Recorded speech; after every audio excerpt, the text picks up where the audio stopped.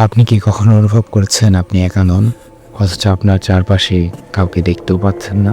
অনেক সময় হয় চিৎকার করে না, হয় চুপচাপ দাঁড়িয়ে থাকে ঠিক আপনার পেছনে। আজকের গল্প এমনই এক নীরব আতঙ্কের। স্বাগতম আপনাকে ভয়ের স্টেশনে, যেখানে বলা হয় সেই গল্পগুলো যেগুলো মানুষ লুকিয়ে রাখতে চায়। যদি আপনার জানা বা নিজের জীবনের কোনো অজানা ঘটনা থাকে, আমাদের সাথে শেয়ার করুন।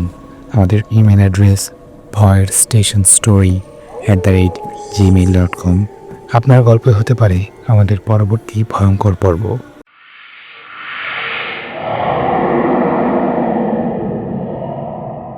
আপনি শুনছেন ভয়ের স্টেশন, যেখানে রাত কথা বলে আর ভয় গল্প হয়ে বেঁচে থাকে।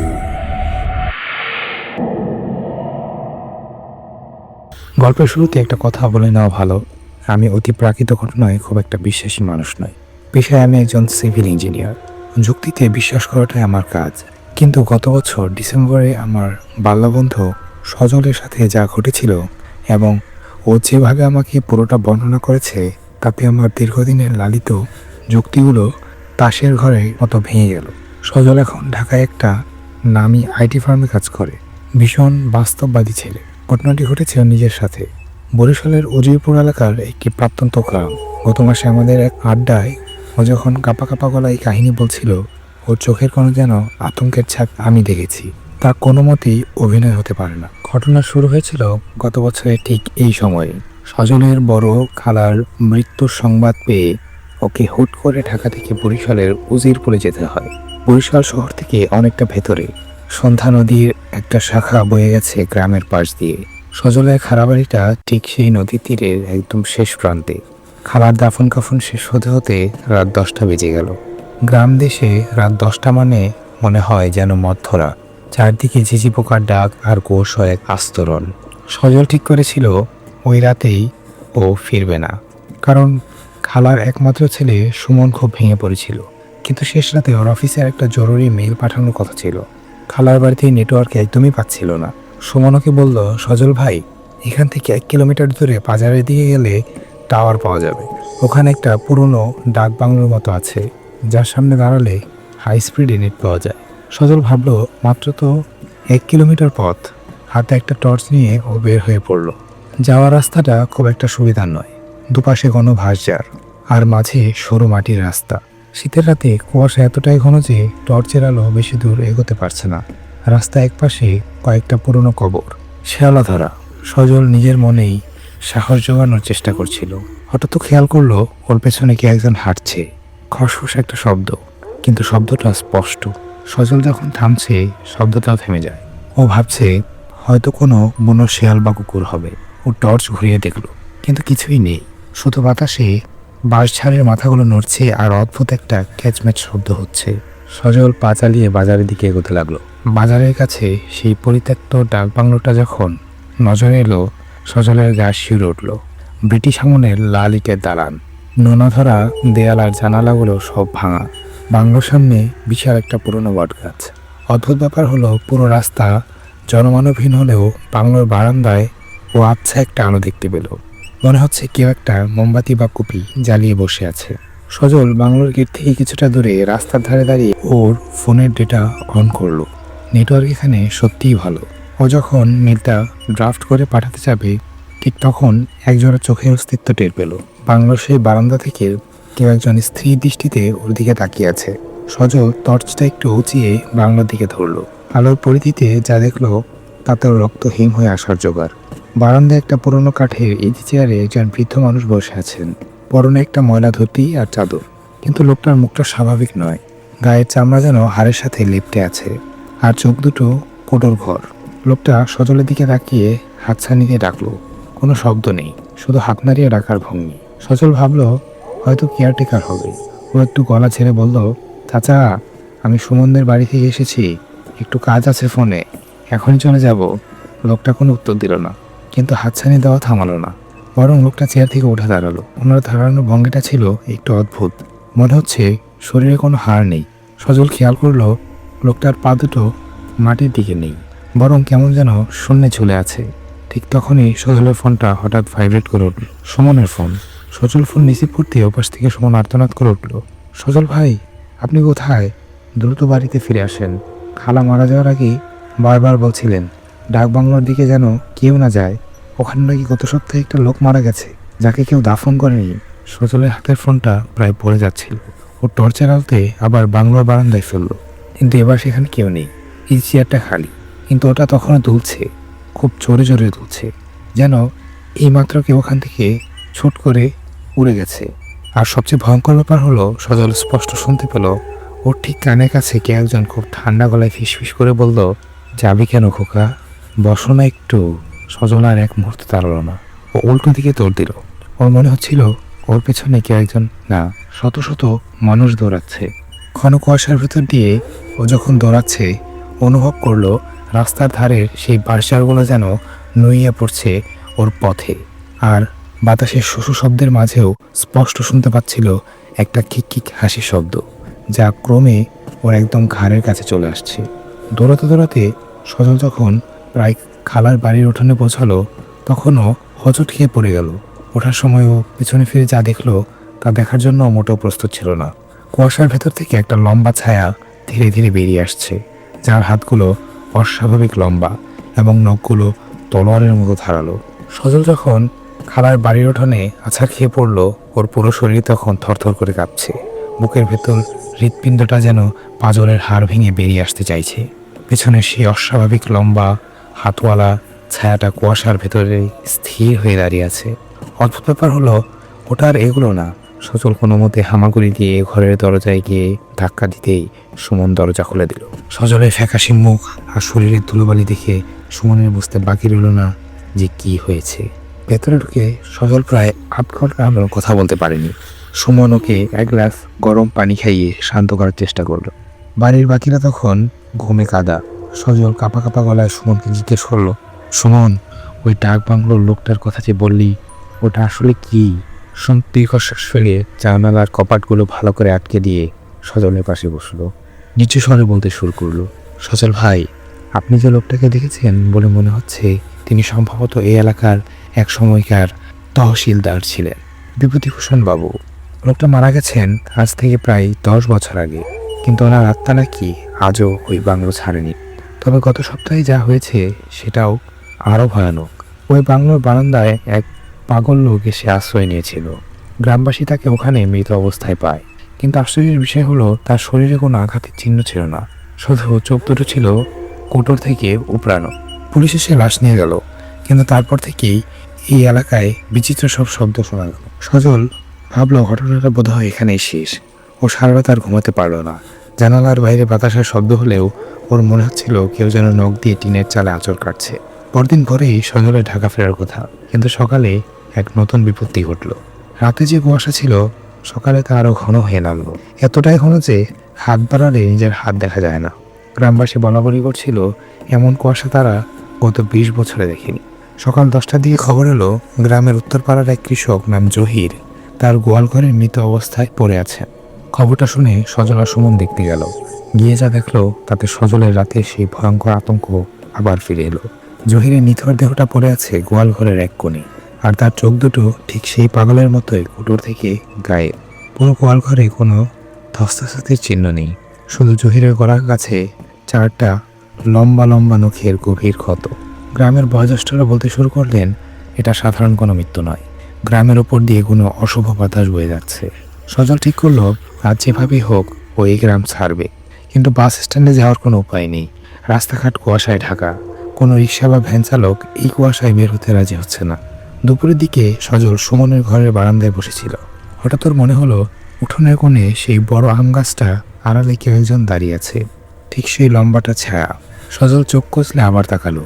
এবার দেখলো কেউ নেই, কিন্তু আম গাছের গোড়ায় রাখা একটা মাটির সরা উল্টে আছে, যেখান থেকে চটচটে লাল রঙের কিছু একটা চড়িয়ে পড়ছে। সজল সাহস করে কাছে গিয়ে দেখলো ওটা রক্ত, তাজা রক্ত। আর ঠিক সেই রক্তের ওপর দিয়ে একজোড়া মানুষের পায়ের ছাপ চলে গেছে সরাসরি খালার ঘরের দিকে।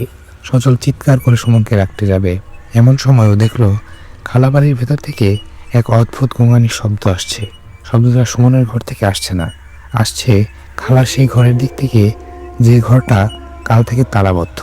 সজলের পা যেন মাটিতে গেঁথে গেল। ও জানে ওই ঘরে কেউ নেই, কারণ খালা মারা যাওয়ার পর থেকেই ওটা খালি। সজল পা টিপে টিপে সেই ঘরের দরজার কাছে গেল। দরজার ফাঁক দিয়ে ভেতরটা দেখার চেষ্টা করলো। ভেতরে যা দেখলো তাতেও শিরদাঁড়া দিয়ে একটা শীতল স্রোত বয়ে গেল। ঘরের মাঝখানে রাখা খাটের ওপর কেউ একজন বসে আছে। আবছা অন্ধকারে মনে হচ্ছে কেউ একজন পিঠ ফিরিয়ে বসে নিজের চুল আঁচড়াচ্ছে, কিন্তু মানুষটার ঘাটটা অস্বাভাবিকভাবে 180 ডিগ্রি ঘুরিয়ে সরাসরি পিছনের দিকে তাকাচ্ছে। সজল টলতে টলতে পিছিয়ে এলো। ঠিক সেই মুহূর্তে সুমনের মা অর্থাৎ সজলের বড় মামি পেছন থেকে এসে ওর কাঁধে হাত রাখলেন। সজল চমকে উঠে কাঁদ দিতেই মামি শান্ত গলায় বলল, কাটিস না বাবা, আজ অমাবস্যা, আজকের রাতটা এই বাড়িতে কেউ শান্তিতে থাকতে পারবে না। মামির কণ্ঠস্বরটা কেমন যেন যান্ত্রিক শোনালো। সচল লক্ষ্য করলো মামির চোখের মনিদ্রটা একদম স্থির, কোনো পলক পড়ছে না। সজলের কাঁধে রাখা সেই হাতটা বরফের মতো ঠান্ডা। সচল অনুভব করলো মামির নখগুলো ধীরে ধীরে ওর শার্ট ভেদ করে চামড়ায় বসে যাচ্ছে। সজল ছিটকে সরে এসে উঠোনের দিকে দৌড় দিল। ওখানে সুমন দাঁড়িয়ে ছিল। সুমনকে দেখে সজল হাঁপতে হাঁপতে বলল, সুমন, তোর মা কেমন জানি করছে। সুমন অবাক হয়ে বলল, মা তো আজ ভোর থেকে বড় খালার কবরের পাশে বসে আছেন, উনি তো বাড়িতেই নেই। সজলের পেছনের দিকে ফিরে তাকিয়ে দেখলো বারান্দায় কেউ নেই। পুরো বাড়িটা এক গভীর নিস্তব্ধতায় ডুবে আছে। শুধু দূর থেকে ভেসে আসছে সেই খিলখিল হাসির শব্দ, যাও কাল রাতে ডাক বাংলোর কাছে শুনেছিল। এবার সবে তো অনেক কাছে, যেন এই বাড়ির ছাদের ওপর থেকেই কেউ হাসছে। সজল বুঝতে পারলো ও যে অভিজ্ঞতার মুখোমুখি হচ্ছে তা থেকে কোনো পালানোর সহজ পথ নেই। কুয়াশা আরও ঘন হতে শুরু করেছে এবং চারপাশের পরিবেশটা যেন ধীরে ধীরে বদলে যাচ্ছে। গাছপালা, ঘরবাড়ি সব কেমন যেন ঝাপসা হয়ে আসে, কিন্তু সেই অশুভ হাসির শব্দটা স্পষ্ট থেকে স্পষ্টতর হচ্ছে। সজল আর সুমন একে অপরের হাত শক্ত করে ধরলো। ওরা বুঝতে পারলো আজ রাতে এই বাড়িতে এমন কিছু ঘটতে যাচ্ছে যা ওদের কল্পনাকেও হার মানাবে। আর ঠিক তখনই বাড়ির সবকটা দরজা জানালা একসাথে ধরাম করে বন্ধ হয়ে গেল, যেন বাইরের কেউ চায় না ওরা এখান থেকে বের হোক। বাড়ির সবকটা দরজা জানালা যখন একসাথে বন্ধ হয়ে গেল, ঘরের ভেতরে বাতিটা দপদপ করে নিভে গিয়ে পুরো অন্ধকার নেমে এলো। সজল আর সুমন অন্ধকারের মধ্যে এক অপরের নিঃশ্বাসের শব্দ শুনতে পাচ্ছিল। বাইরের বাতাসের শোষ শব্দটা বেড়ে গেছে, আর তার সাথে মিশে আছে সেই বিভৎস খিলখিল হাসি। সজল পকেট থেকে ফোন বের করে টর্চ চালাতে চাইল, কিন্তু দেখলো ওর ফোনটা একদম ডেড, অথচ কিছুক্ষণ আগেও 80% চার্জ ছিল। সুমনের ফোনেরও একই অবস্থা। অন্ধকারের মধ্যে সজল অনুভব করলো ঘরের তাপমাত্রা অস্বাভাবিক কমে যাচ্ছে, ওদের নিঃশ্বাস থেকে দোয়া বের হচ্ছে। ঠিক তখন সুমনের ঘর থেকে একটা ভারী কিছু টেনে নেওয়ার শব্দ এলো। খ্যাস খ্যাস খ্যাস, মনে হচ্ছে কেউ একটা ভারী বস্তা বা কোনো শরীর টেনে মেঝে দিয়ে নিয়ে যাচ্ছে। সজল আর সুমন দেয়াল এসে দাঁড়িয়ে রইল। হঠাৎ একটা পচা মাংসের উটকো গন্ধ এসে লাগলো নাকে। গন্ধটা এতই তীব্র যে সজলের বমি পাওয়ার জোগাড়। সুমন ফিসফিস করে বলল, সজল ভাই, ঘরের কোণে ওটা কি? সজল চোখ সইয়ে নিয়ে ঘরের কোণার দিকে তাকাতে দেখলো অন্ধকারের চেয়েও কারো এক টুকরো অন্ধকার যেন সেখানে কুণ্ডলি পাকিয়ে আছে। ওটা ধীরে ধীরে দীর্ঘকার এবং মূর্তির রূপ নিচ্ছে। মূর্তিটার মাথায় প্রায় ছাদ ছুঁই ছুঁই। সজল পকেট থেকে ওর ছোট লাইটারটা বের করে জ্বালানোর চেষ্টা করলো। কয়েকবার চেষ্টার পর যখন আগুনটা জ্বললো, সেই এক চিলটো আলোয় ওরা যা দেখলো তা সজল সারা জীবনে ভুলতে পারবে না। সামনে দাঁড়িয়ে আছে সেই বৃদ্ধ তহসিলদার, যাকে ও ডাক বাংলাতে দেখেছিল, কিন্তু এখন তার চেহারা আরো বিভৎস। তার গায়ের চামড়া ঝুলে পড়েছে, আর যেখানে নখ থাকার কথা সেখানে কেবল দুটো অন্ধকার গর্ত, আর যেখানে চোখ থাকার কথা সেখানে কেবল দুটো অন্ধকার গর্ত। সেই অন্ধকার থেকে কালো রঙের তরল গড়িয়ে পড়ছে। সবচেয়ে ভয়ঙ্কর হলো তার হাত দুটো। সজল যে লম্বা নখওয়ালা ছায়া দেখেছিল, এই বৃদ্ধের হাত দুটো ঠিক তেমনই, অস্বাভাবিক লম্বা এবং আঙুলগুলো লিকলিকে হাড়ের মতো। বৃদ্ধটি কথা বলো না, কিন্তু তার চোয়াল নড়ল। একটা ভাঙা কণ্ঠস্বর যেন সরাসরি সজলের মগজের ভেতর প্রতিধ্বনিত হলো, তোদের তো কেউ বলেনি এখানে আসতে, যারা আসে তারা তো আর ফেরে না। হঠাৎ পিছনের দরজা সজোরে খুলে গেল। বাইরে তখন কুয়াশা নেই, বরং এক অদ্ভুত রক্তাভ আলোয় চারদিক ভেসে যাচ্ছে। সুমন সজলের হাত ধরে চিৎকার করে বলল, তোরা সজল ভাই, নদীর দিকে দৌড়ান। ওরা দুজনে ঘর থেকে বের হয়ে উঠোনে গিয়ে দৌড়াতে শুরু করলো, কিন্তু উঠোনটা যেন শেষই হচ্ছে না। সজল দেখলো ওরা যে গাছটার পাশ দিয়ে যাচ্ছে বারবার ঘুরে ফিরে সেই একই গাছের কাছে ফিরে আসছে। একেই বলে নিশিতে পাওয়া। ওরা একটা বৃত্তের মধ্যে আটকে গেছে। সজল বুঝতে পারলো এটা কোনো সাধারণ ভূত নয়, এটাই এলাকার এক প্রাচীন অতৃপ্ত আত্মা, যে পুরো এলাকাটাকে নিজের মায়াজালে আটকে রেখেছে। দৌড়াতে দৌড়াতে ওরা হঠাৎ থমকে দাঁড়ালো। সামনে সে সন্ধ্যা নদীর শাখা, কিন্তু নদীর পানি আজ স্থির, আয়নার মতো স্বচ্ছ। সেই স্বচ্ছ পানিতে ওরা নিজের প্রতিবিম্ব দেখতে পেল, কিন্তু প্রতিবিম্বে ওদের পেছনে সেই বৃদ্ধ তহসিলদার দাঁড়িয়ে আছে। তার হাত দুটো সজলের ঘাড়ের দিকে এগোচ্ছে, অথচ বাস্তবের পেছনে তাকালে কেউ নেই। সজল সাহসে ভর করে চিৎকার করে উঠল, আমরা আপনার কি ক্ষতি করেছি? কেন আমাদের পিছু নিয়েছে? নদীর বুক চিরে এক গম্ভীর অট্টহাসি ভেসে এলো। সেই হাসি কোনো মানুষের হতে পারে না। হঠাৎ সজল দেখলো নদীর পাড়ে যে কয়েকটা পুরনো কবর ছিল সেগুলো থেকে একে একে ছায়া বের হয়ে আসছে। তারা সবাই ওই বৃদ্ধের মতোই বিভৎস। তারা ধীরে ধীরে সজল আর সুমনকে ঘিরে ধরলো। সুমন ভয়ে জ্ঞান হারিয়ে মাটিতে পড়ে গেল। সজল একা দাঁড়িয়ে কাঁপছিল। ও বুঝতে পারলো আজ ওর শেষ রাত। ঠিক সেই মুহূর্তে দূর থেকে ফজর আজানের ধ্বনি ভেসে এলো। সাথে সাথে চারপাশে সেই রক্তাভ আলো আর ছায়াগুলো ধোঁয়ার মতো মিলিয়ে যেতে শুরু করলো। বৃদ্ধ তহসিলদারের মূর্তিটা সজলের চোখের দিকে তাকিয়ে এক বিভীষিকাময় হাসি দিয়ে বাতাসে মিলিয়ে গেল। কুয়াশা মুহূর্তের মধ্যে কেটে গিয়ে ভোরের আলো ফুটলো। সজল দেখলো ও আর সুমন নদীর পাড়ে নয়, বরং সেই পরিত্যক্ত ডাক বাংলোর বারান্দায় শুয়ে আছে। সুমনের জ্ঞান ফিরলে ও অবাক হয়ে চারপাশে দেখতে লাগলো। ওরা কিভাবে 1 কিলোমিটার পথ পাড়ি দিয়ে এখানে এলো তা কারোরই মনে নেই। সজলের শার্টের কাঁধে তখনও সেই 4টি নখের স্পষ্ট দাগ, আর সেখান থেকে ফোঁটা ফোঁটা রক্ত ঝরছে। সজল ওই দিনই বরিশাল থেকে ঢাকা চলে আসে। তারপর থেকে ও আর কোনোদিন গ্রামে যায়নি। রাতে ঘুমালে এখনও সেই খিলখিল হাসি শুনতে পায়। আর সবচেয়ে অদ্ভুত ব্যাপার কি জানেন? সজল যখন ওর সেই ক্ষত বিক্ষত শার্টটা ধোয়ার জন্য বের করে, পকেটে একটা ছোট চিরকুট পেত। তাতে পুরোনো দিনের হাতের লেখায় লেখা ছিল, আবার এসো খোকা, এই যে চেয়ারটা তোমার জন্য খালি রইল। সজল এই গল্পটা যখন আমাকে বলছিল, আমি লক্ষ্য করলাম ওর হাত তখনও কাঁপছিল। ও জানে সেই অশুভ ছায়াটা হয়তো আজ ওই ডাক বাংলোর বারান্দায় বসে ওর অপেক্ষা করছে। এই গল্পটা এখানেই শেষ, কিন্তু এর রেশ হয়তো এখনও আপনার চারপাশে ঘুরে বেড়াচ্ছে। আপনার কাছে এই গল্পটা কেমন লাগলো? ভালো লাগলে আমাদের জানাবেন, আর খারাপ লাগলেও আমাদেরকে জানাবেন, কারণ প্রতিটা মতামতই আমাদের পরের গল্পগুলোকে আরও ভয়ঙ্কর করে তোলে। কিন্তু বিশ্বাস করুন, সামনে যে আসছে তা আরও অস্বস্তিকর। আর যদি আপনার নিজের জীবনে ঘটে যাওয়া এমন কোনো সত্য ঘটনা, ভয়ঙ্কর অভিজ্ঞতা কিংবা এমন কোনো গল্প থাকে যা আজও আপনাকে রাতে ঘুমোতে দেয় না, তাহলে দেরি না করে আমাদের কাছে পাঠাতে পারেন আমাদের ইমেইলে voidstationstory@gmail.com। আপনার গল্প হতে পারে আমাদের পরবর্তী পর্বের ভয়ঙ্কর কাহিনী। কথা না বাড়িয়ে চলুন পরবর্তী ঘটনায় চলে যায়।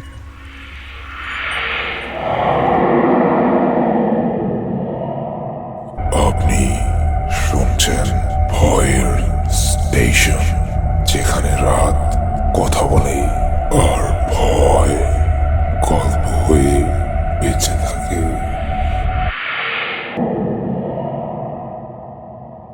আমি আজ আপনাদের এমন একটা ঘটনার কথা বলবো যা গত কয়েক বছর ধরে আমি মনের মধ্যেই চেপে রেখেছি। লোকে পাগল বলবে ভেবে কাউকে ওভাবে বলা হয়। ঘটনাটি ঘটেছিল নেত্রকোনা জেলার কলমাকান্দা উপজেলার একটি বিশেষ এলাকায়। সঙ্গত কারণেই গ্রাম বা সঠিক এলাকাটির নাম আমি বলছি না, কারণ সেখানে এখনও আমার আত্মীয় স্বজনরা বাস করে। আমি চাই না অযথা কোনো আতঙ্ক ছড়াক। তবে বিলের ধারে সেই প্রাচীন শ্মশানটি এখনও সেখানে আছে, যা স্থানীয়দের কাছে এক বিভীষিকার নাম। ঘটনাটি ছিল ভাদ্র মাসের এক কুমোট রাতের। বিলে তখন থই থই বাণী। আমাদের সেই এলাকার শ্মশান ঘাটটা লোকালয় থেকে বেশ দূরে এক কোণে। ওখানে একটা বিশাল হিজল গাছ আছে, যার ডালপালাগুলো পানির দিকে ঝুঁকে থাকে।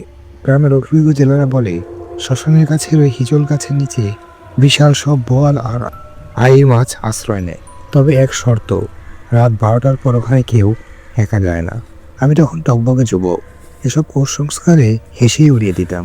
সেদিন রাত যখন আনুমানিক 11:30, আমি আমার কোচ, মাছ ধরার এক ধরনের ট্যাটা আর একটা শক্তিশালী টর্চ লাইট নিয়ে ছোট ডিঙি নৌকায় করে বের হলাম।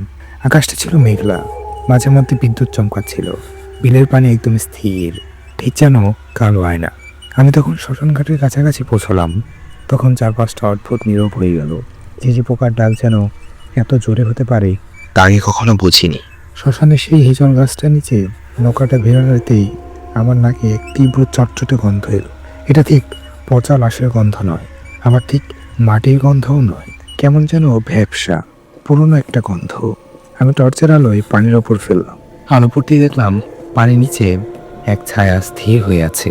বড় কোনো মাছ হবে ভেবে আমি কোটা শক্ত করে ধরলাম। ঠিক সেই মুহূর্তেই আমার নৌকার নিচে কিছু একটা সজোরে ধাক্কা দিল। ছোট নৌকাটা প্রায় উল্টে যাওয়ার উপক্রম। আমি ডাল সামলাতে না পেরে টর্চ চারদিকে ঘোরালাম, কিন্তু কোথাও কোনো ঢেউ নেই, পানি একদম স্থির। তাহলে ধাক্কাটা দিল কে? আমি ভাবলাম হয়তো কোনো বড় কচ্ছপ বা শোল মাছ হবে। আমি তখন আবার মাছটার দিকে মনোযোগ দিতে যাব, তখনই আমার কানে এলো একটা শব্দ, খপ খপ খপ। শব্দটা ঠিক শ্মশানে চিতা পোড়ানোর জায়গাটা থেকে এসেছে। কে যেন খুব কষ্ট করে কাঁদছে। আমি টর্চটা সেদিকে ফেলতেই আমার রক্ত হিম হয়ে গেল। চিতার ওপর থেকে একটা মানুষ বসে আছে, কুচকুচো কালো গায়ের রং, হাড় চিরচিরে শরীর। মানুষটা উলঙ্গ হয়ে বসে আছে, একটা লম্বা লাঠি দিয়ে চিতার ছাইগুলো নাড়াচাড়া করছে। আমি ভাবলাম হয়তো কোনো পাগল বা তান্ত্রিক হবে। আমি একটু গলা উঁচিয়ে বললাম, কে ওখানে? এত রাতে এখানে কি করছেন? মানুষটা কোনো উত্তর দিল না। সে ধীর লয়ে ছায় নাড়া থামিয়ে আমার দিকে মাথা ফেরালো। টর্চের আলোতে আমি যা দেখলাম তাতে আমার চিৎকার করার ক্ষমতাও হারিয়ে গেল। মানুষটা কোনো নাক নেই, শুধু নাকের জায়গাটায় দুটো গর্ত, আর তার চোখ দুটো আঙুলের আঙ্গারার মতো জ্বলজ্বল করছে। সে আমার দিকে তাকিয়ে একটা বিকট হাসি দিল। সেই হাসিতে কোনো দাঁত ছিল না, শুধু কালচে মারি। আমি দ্রুত বইটা হাতে নিয়ে নৌকাটা ঘোরানোর চেষ্টা করলাম, কিন্তু অবাক হয়ে দেখলাম নৌকাটা এক ইঞ্চিও নড়ছে না। মনে হচ্ছে পানির নিচ থেকে কেউ বা কারা কিছু একটা নৌকাটাকে শক্ত করে ধরে রেখেছে। আমি সর্বশক্তি দিয়ে বইটা মারছি, কিন্তু নৌকাটা হেজল গাছের নিচে স্থির হয়ে আছে। ঠিক তখন সেই বিভস্ত মানুষটা চিতা থেকে নেমে পানির ওপর দিয়ে হেঁটে আমার দিকে আসতে লাগলো। হ্যাঁ, সে বাতাস কাটছিল না, বরং পানির উপর দিয়ে স্বাভাবিক মানুষের মতো হেঁটে আসছিল। প্রতিটা পদক্ষেপ পানির উপর কোনো ঢেউ উঠছিল না। সে যখন নৌকার কাছাকাছি এলো, তখন আমি দেখলাম তার হাতের নখগুলো অন্তত 3-4 ইঞ্চি লম্বা এবং সেগুলো কুচকুচে কালো। সে নৌকার ধনুই ধরে ঝুলে পড়ল। নৌকাটা একপাশে কাত হয়ে গেল। আমি ভয়ে পিছিয়ে নৌকার অন্য প্রান্তে চলে এলাম। সে আমার দিকে ঝুঁকে এসে ফিসফিস করে বলল, আজ তো কোনো মাছ নেই খোকা, আজ শুধু তুই আছিস।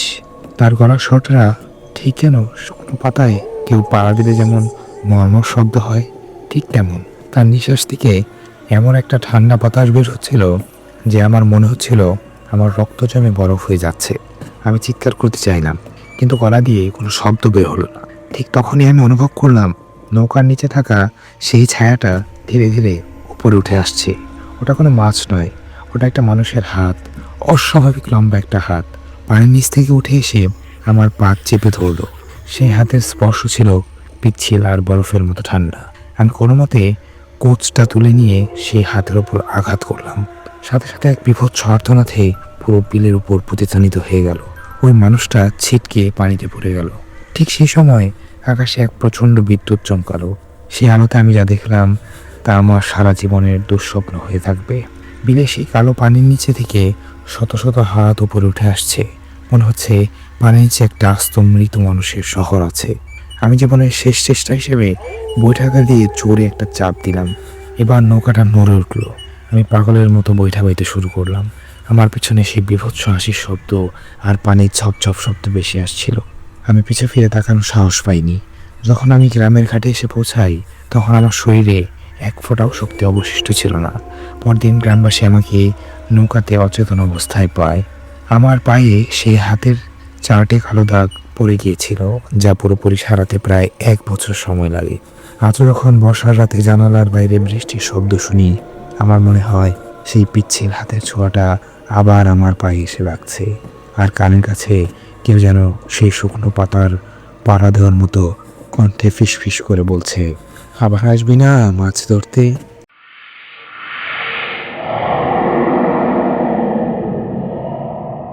আপনি শুনছেন ভয়ের স্টেশন, যেখানে রাত কথা বলে আর ভয় গল্প হয়ে বেঁচে থাকে।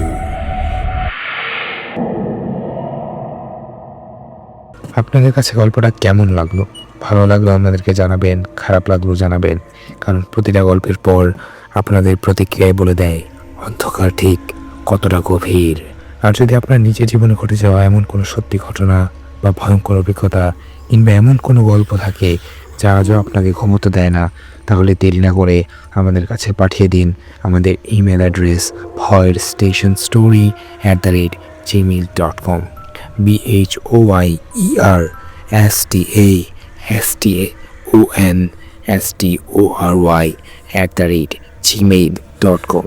আপনার গল্পই হতে পারে আমাদের পরবর্তী পর্বের ভয়ঙ্কর কাহিনী। তো চলুন আর সময় নষ্ট না করে প্রবেশ করি আমাদের পরবর্তী ঘটনায়।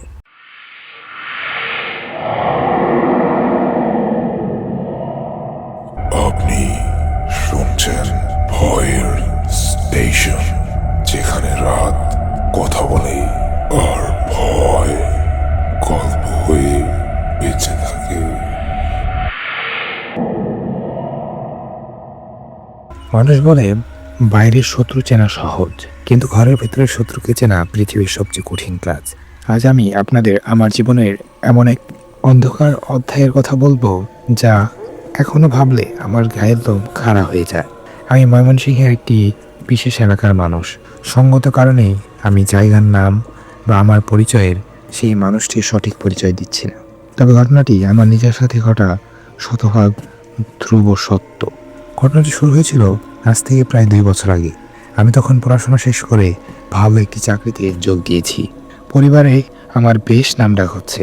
ঠিক তখন থেকে আমি লক্ষ্য করলাম আমার বেঁচে চাচি ছদ্মনাম, যিনি সবসময় আমাদের সাথে খুব ভালো ব্যবহার করতেন, তার আচরণের মধ্যে এক অদ্ভুত পরিবর্তন। আমার উন্নতিটা তিনি বোধহয় কোনোভাবে মেনে নিতে পারছিলেন না। ওনার বড় ছেলে অর্থাৎ আমার ভাই যখন একের পর এক কাজে ব্যর্থ হচ্ছিল, তখন আমার উপর ওনার সেই চাপা হিংসাটা বিষের মতো ছড়িয়ে পড়ছিল। প্রথম আমি কিছুই বুঝতে পারিনি। শোটা হয়েছিল খুব ছোট ছোট ঘটনা দিয়ে। একদিন সকালে ঘুম থেকে উঠে দেখি আমার ঘরের দরজার সামনে এক মুঠো কাঁচা চাল আর লাল সুতো পড়ে আছে। আমি ভাবলাম হয়তো কোনো বাচ্চার কাজ, কিন্তু কয়েকদিন পর থেকে আমার শরীরে অদ্ভুত সব পরিবর্তন দেখা দিতে শুরু করলো। কোনো কারণ ছাড়াই মাঝরাতে আমার প্রচণ্ড জ্বর আসতো। আবার ভোরের আজানের সাথে সাথেই সেই জ্বর উধাও হয়ে যেত। ডাক্তার দেখালাম, সব রিপোর্ট নর্মাল এলো, কিন্তু আমি দিন দিন শুকিয়ে যাচ্ছিলাম। সবচেয়ে ভয়াবহ ব্যাপার ঘটলো রাতে। আমি যখন ঘুমানোর চেষ্টা করতাম, আমার মনে হতো ঘরের সিলিংয়ের একদম কোণে থেকে কেউ একজন স্থির দৃষ্টিতে আমার দিকে তাকিয়ে আছে। আমি চোখ খুললে কাউকে দেখতে পেতাম না, কিন্তু একটা পচা মাংসের গন্ধ আমার পুরো ঘর ছড়িয়ে থাকতো। একদিন দুপুরবেলা আমি বাড়িতে একা ছিলাম। হঠাৎ তৃষ্ণা পাওয়ায় রান্নাঘরে গেলাম পানি খেতে। গিয়ে দেখি মেজো চাচি উবু হয়ে বসে মেঝেতে কি যেন একটা নকশা আঁকছেন। ওনার সামনে একটা ছোট মাটির সরা, তাতে কিছু কালো রঙের চটচটে তরল আর কয়েকটা লেবু। আমি ঘরে ঢুকতে উনি চমকে উঠলেন এবং দ্রুত আঁচল দিয়ে নকশাটা মুছে ফেললেন। ওনার চোখে সেই মুহূর্তের চাহনি আমি কোনোদিন ভুলব না। সেটা কোনো মমতাময়ী চাচির চোখ ছিল না, ছিল এক হিংস্র শিকারী প্রাণীর চোখ। ওনাকে জিজ্ঞেস করতেই উনি খুব স্বাভাবিকভাবে বললেন, না রে বাবা, কিছু না, একটু টুকটাক করছিলাম যাতে বাড়িতে কুদৃষ্টি না পড়ে। আমি সেদিন ওনার কথা বিশ্বাস করেছিলাম, কিন্তু সেদিন রাতেই আমার সাথে যা ঘটলো তা আমার কল্পনাকেও হার মানিয়ে দিল। রাত তখন আনুমানিক 2টা। আমি গভীর ঘুমিয়েছিলাম। হঠাৎ আমার মনে হলো আমার বুকের ওপর বিশাল একটা পাথর চেপে বসেছে। আমি নিঃশ্বাস নিতে পারছি না।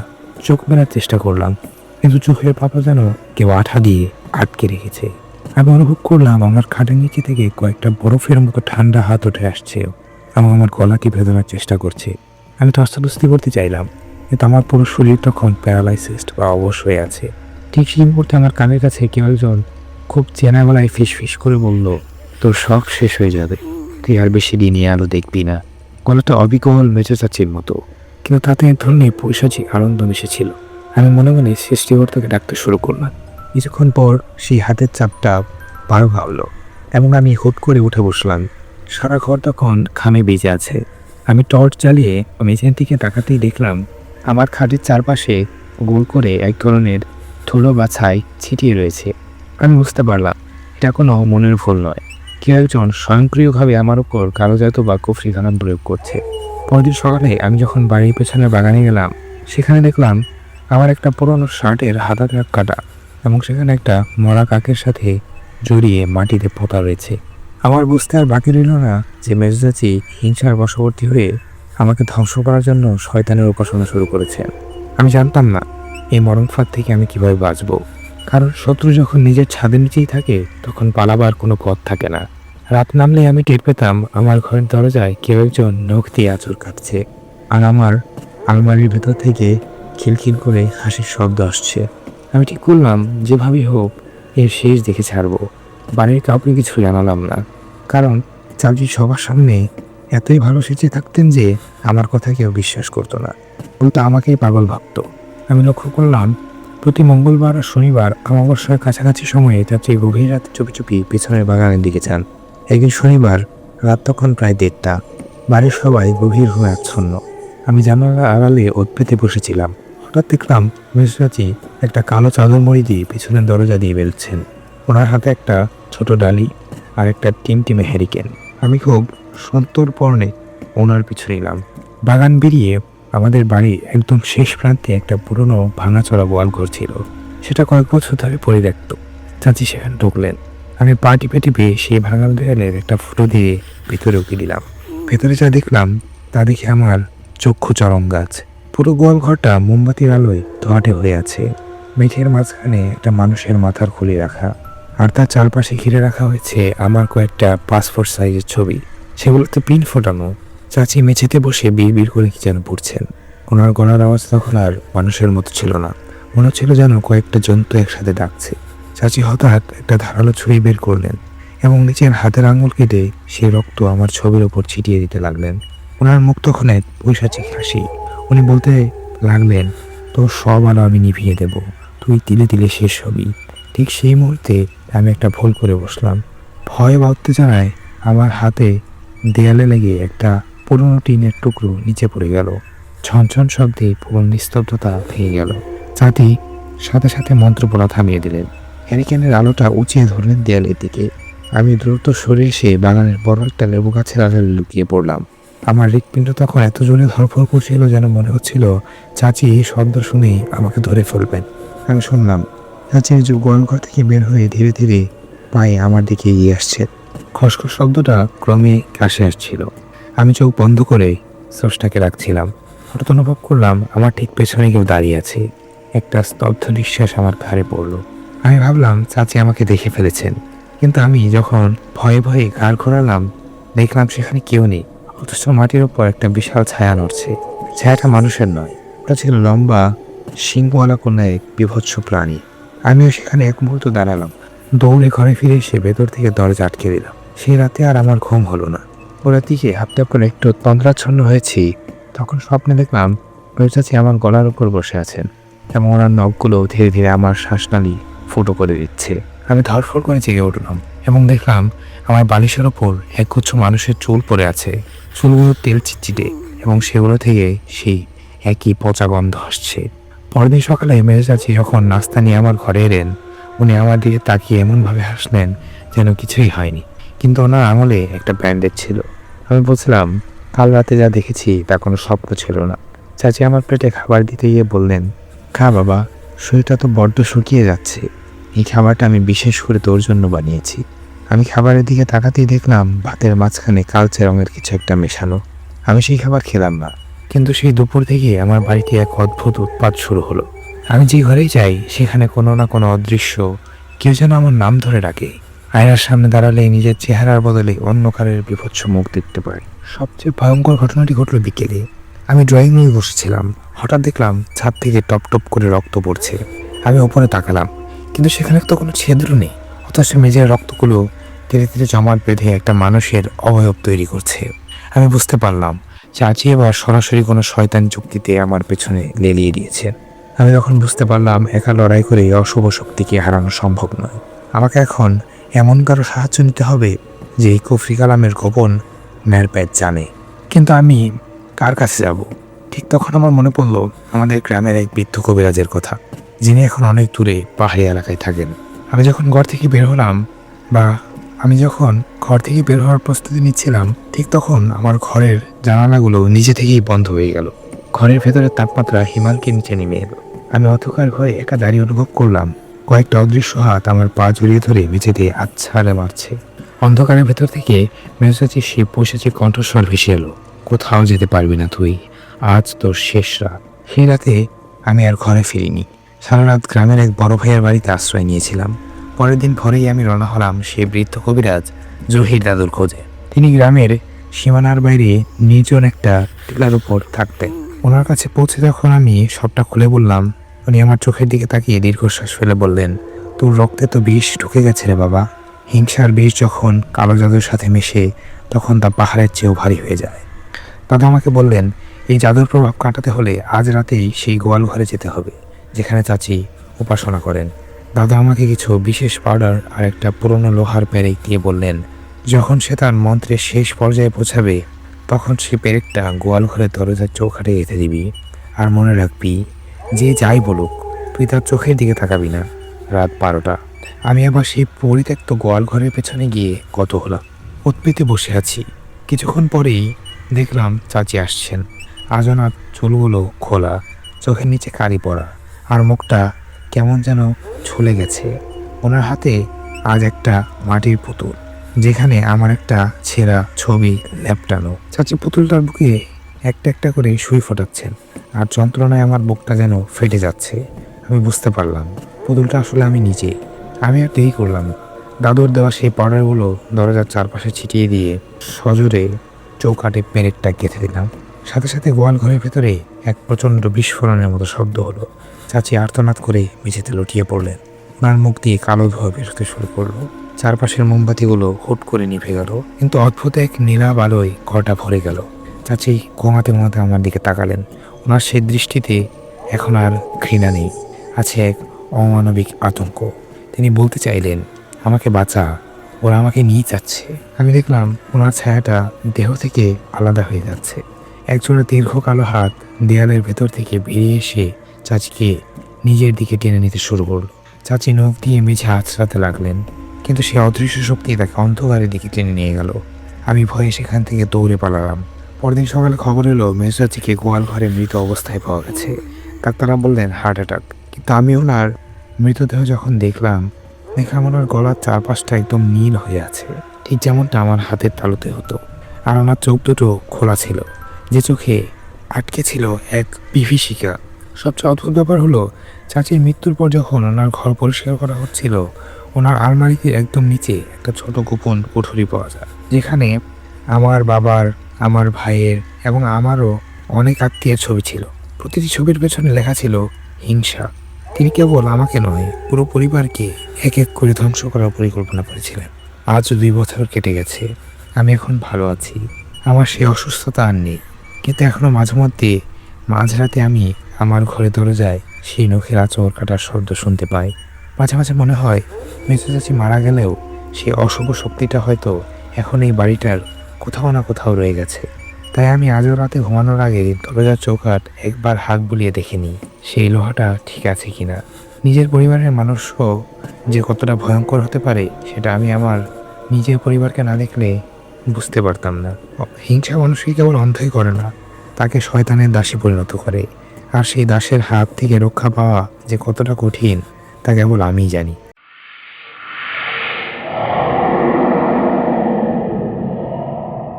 আপনি শুনছেন ভয়ের স্টেশন, যেখানে রাত কথা বলে আর ভয় গল্প হয়ে বেঁচে থাকে। কেমন লাগলো আপনাদের কাছে গল্পটি? যদি গল্পটা আপনাদের ভালো লেগে থাকে তাহলে নিচে কমেন্ট করেন, শুধু লাইক শব্দটা লিখে যান। আপনার প্রতিটা কমেন্টই আমাদেরকে জানিয়ে দেয় এই অন্ধকার গল্পগুলো আপনাদের হৃদয়ে পৌঁছাতে পেরেছি কিনা। আর যদি আপনার নিজের জীবনে ঘটে যাওয়া এমন কোনো সত্য ঘটনা, ভয়ঙ্কর অভিজ্ঞতা কিংবা এমন কোনো গল্প থাকে যা আজও আপনাকে রাতে ঘুমোতে দেয় না, তাহলে দেরি না করে পাঠিয়ে দিন আমাদের ইমেল অ্যাড্রেস voyerstationstory@gmail.com। আপনার গল্পই হতে পারে আমাদের পরবর্তী পর্বের ভয়ঙ্কর কাহিনী। এমন আরও ভয়ঙ্কর গল্প পেতে এখনই চ্যানেলটি সাবস্ক্রাইব করুন এবং পাশের বেল আইকনটিতে চাপ দিন, যাতে নতুন গল্প এলেই সবার আগে আপনি শুনতে পারেন। আবার দেখা হবে ঠিক এমনই এক গভীর রাতে নতুন কোনো অজানা অন্ধকারের গল্প নিয়ে।